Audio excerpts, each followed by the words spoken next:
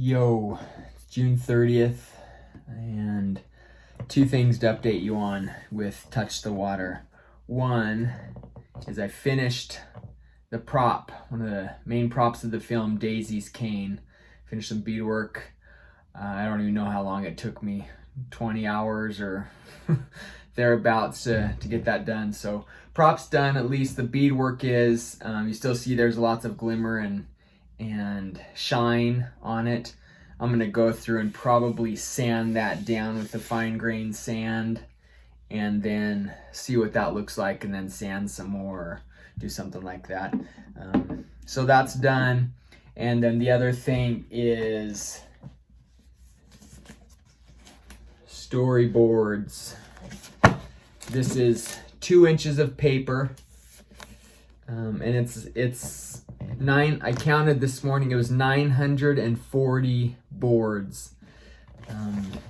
Up to one scene had about 15 shots, 15 storyboards, to others that are 1 or 2 storyboards. So this is literally the comic version of the film.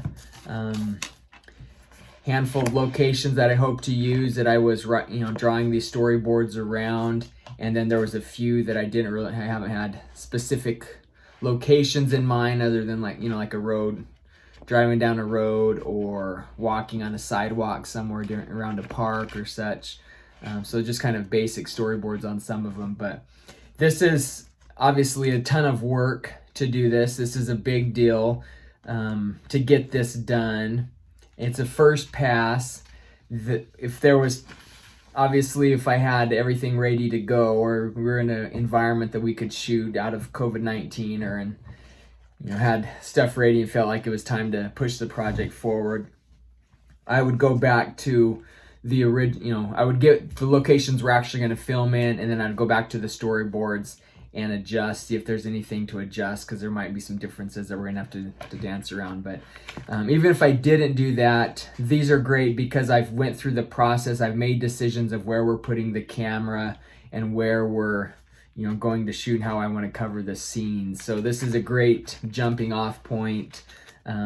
Scene 1, there's six shots. Some of these, and I can't really even say these are 6 camera placements, because some of it's a wide and then kind of a tight push in. So I think script, you would actually count that as another camera setup, but some of these are able to move pretty fast in. So yeah, 6 shots for scene number 1, and then it just goes on from there. So it helps me, it allows me to walk into a scene, to know where I want to put the camera. I've thought kind of the action of the actors, what's happening in the scene, when they're stopping, when they're moving. I made some decisions, and whether we get on set day of and I let the actors turn, okay, you guys kind of block it yourselves and see what they do, or I already have, like, here's what we're doing.